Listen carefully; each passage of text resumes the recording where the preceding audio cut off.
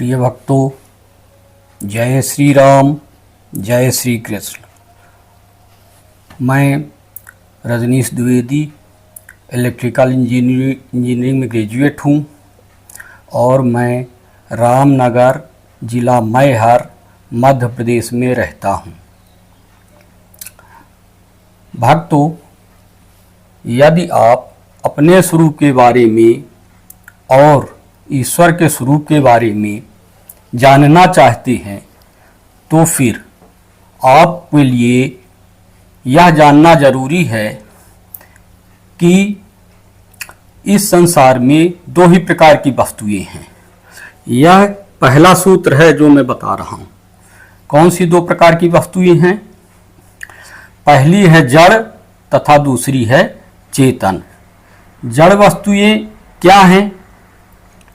जड़ वे वस्तुएं हैं जो इंद्रिय ग्राह्य होती है और हमारी पांचों ज्ञानेंद्रियों की पकड़ में आ जाती हैं। हमारी पांचों ज्ञानेंद्रियां उन्हें डिटेक्ट कर लेती हैं।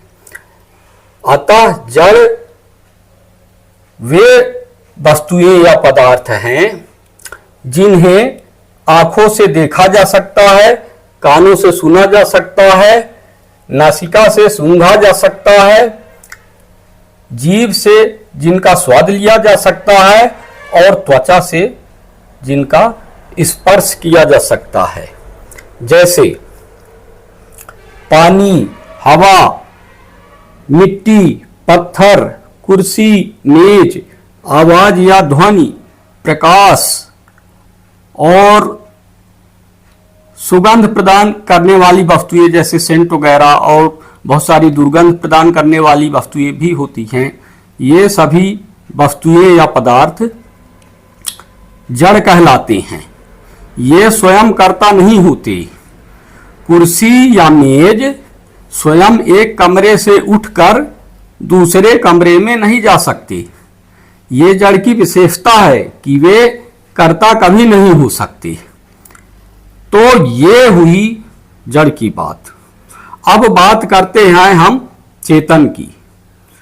चेतन वे होते हैं जो कर्ता होते हैं और जो दृश्य को देखता है, जो आवाज या ध्वनि को सुनता है, जो खाद्य पदार्थों का स्वाद लेता है, जो सुगंध को या दुर्गंध को सूंघता है तथा जो अपनी त्वचा से विभिन्न वस्तुओं और पदार्थों को स्पर्श करता है।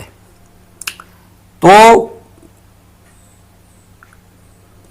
चेतन जो है वो व्यक्ति है या मनुष्य है या पशु पक्षी है जो इस दृश्यमान जगत को देखते हैं। और अतः सभी जड़ वस्तुएं हम मनुष्यों के इंद्रियों के विषय होते हैं और हम मनुष्य चेतन होते हैं क्योंकि हम इस दृश्यमान जगत के दृष्टा होते हैं और यह दृश्यमान जगत जो जड़ है वो हमारी इंद्रियों का विषय होता है। तो चेतन में जैसे हम मनुष्य हैं, सभी पशु पक्षी हैं और भी जीव जंतु हैं, ये सब चेतन जीव में आते हैं और जड़ जीव बाकी सब दृश्यमान जगत है। जैसा कि मैंने ऊपर बताया, जो इंद्रियों के द्वारा ग्रहण किया जाता है, जो कर्ता नहीं होता। तो जड़ और चेतन में यही अंतर है कि जड़ कभी भी कर्ता नहीं होता और चेतन हमेशा कर्ता होता है। तो ये हुई जड़ और चेतन की बात। तो चलिए अंत में जड़ और चेतन के बीच क्या अंतर है इस पर हम नजर डाल लेते हैं। तो पहला अंतर तो ये है कि जड़ दृश्य है और चेतन दृष्टा है। चेतन जो है इस जड़ दृश्य का दृष्टा है। दूसरा अंतर यह है कि जड़ कभी चेतन नहीं बन सकता और चेतन कभी जड़ नहीं बन सकता। जड़ की यह प्रकृति होती है, उसकी विशेषता होती है कि वह रूपांतरित हो जाता है। जड़ अपने एक रूप से दूसरे रूप में रूपांतरित हो जाता है, जबकि चेतना का या चेतन का रूपांतरण कभी नहीं हो सकता। जैसे पानी रूपांतरित होकर बर्फ में या वाष्प में बदल जाता है, और जब पानी रूपांतरित हो जाता है पूरी तरह से, तो फिर पानी का अस्तित्व समाप्त हो जाता है। पानी ही बर्फ में या वाष्प में पूरी तरह से बदल जाता है, रूपांतरित हो जाता है, फिर पानी का अस्तित्व समाप्त हो जाता है। लेकिन चेतन के साथ ऐसा नहीं है। चेतन हमेशा रहता है, ऐसा कभी नहीं होता कि वो एब्सेंट हो जाए, हमेशा वो रहता है। और जड़ में वास्तविक रूप से नहीं बदलता, लेकिन हाँ, वो सिर्फ काल्पनिक रूप से कुछ समय के लिए जड़ बन जाता है, ऐसा हम कह सकते हैं। तो इसीलिए तो जड़ कभी वास्तविक नहीं होता, उसे हम लोग काल्पनिक ही मानते हैं, उसे माया मानते हैं, उसे भ्रम मानते हैं।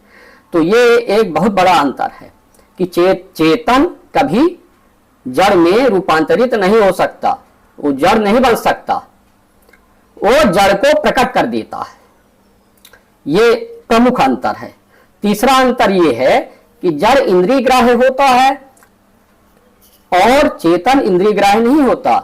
जड़ को हमारी इंद्रियां पकड़ सकती हैं, डिटेक्ट कर सकती हैं, जबकि चेतन को हमारी इंद्रियां पकड़ नहीं सकती या डिटेक्ट नहीं कर सकती। इसीलिए चेतन हमारी इंद्रियों से परे हैं, वे हमारी इंद्रिय मन बुद्धि से हमेशा परे होते हैं। और चौथा अंतर जड़ और चेतन में यह है कि जड़ ससीम है, परिमित है और परिच्छिन्न है। जड़ को ससीम कहें या परिमित कहें या परिच्छिन्न कहें, अर्थात जड़ लिमिटेड होता है, और चेतन असीम, अपरिमित या विभु होता है। विभु का मतलब होता है अनंत। तो ये बहुत बड़ा अंतर है जड़ और चेतन के बीच में। अब थोड़ा सा हम ये बात करते हैं कि चेतन और चेतना क्या है। चेतन का अर्थ है कॉन्शस और चेतना का अर्थ है कॉन्शसनेस। दोनों में बहुत बड़ा अंतर है। कॉन्शस उसको कहते हैं जिसको अहम बोध होता हो, मैं हूं ऐसा उसे आभास होता हो या बोध होता हो, तब उसको हम कॉन्शस कहते हैं या चेतन कहते हैं। जैसे जीव हो गया या सगुण ईश्वर जिनको हम कहते हैं, वो हो गए, भगवान हो गए। लेकिन निर्गुण और निराकार ब्रह्म को हम कॉन्शसनेस या चेतना कहते हैं। वो चेतन के अहम बोध का कारण होते हैं। तो वो स्वयं यानी निर्गुण और निराकार ब्रह्म स्वयं अहम बोध वाले नहीं होते हैं, उन्हें मैं का बोध नहीं होता, वे हमेशा परमानंद में डूबे रहते हैं। वहां केवल परमानंद ही मिलेगा, उनकी अवस्था में तो केवल परमानंद ही है। मैं हूं ऐसा बोध नहीं है और दूसरी चीज वहां ज्ञान भी नहीं है। निर्गुण और निराकार ब्रह्म की अवस्था में न तो अहम बोध है न ज्ञान है। लेकिन जीव की अवस्था हो या ईश्वरीय अवस्था हो, वहां पर अहम बोध और ज्ञान दोनों मिलेंगे। तो ये ध्यान रखना चाहिए कि निर्गुण और निराकार ब्रह्म सर्वाधार हैं, सर्वाश्रय हैं। उन्हीं के कारण सगुण ईश्वर का भी अस्तित्व है और उन्हीं के कारण जीव का भी अस्तित्व है और उन्हीं के कारण समस्त लोगों का अस्तित्व है। इसीलिए निर्गुण और निराकार ब्रह्म सबकी आत्मा है। वे तो सगुण ईश्वर की भी आत्मा है, भगवान की भी आत्मा है, जीव की भी आत्मा है और समस्त जड़ जगत सब की वे आत्मा। इसीलिए उनको निर्गुण और निराकार ब्रह्म को हम लोग सर्वात्मा कहते हैं। तो ये जड़ और चेतन के बीच प्रमुख अंतर हैं, इन्हें जानना बहुत जरूरी है। और हम अपनी वाणी को विराम देते हैं। शेष बातें हम अगले टॉपिक के विषय में अगले वीडियो में करेंगे। तब तक आप लोग स्वस्थ रहें, खुश रहें और ज्ञानवान बने। इन्हीं शुभकामनाओं के साथ मैं आपसे विदा लेता हूँ। जय श्री राम, जय श्री कृष्ण।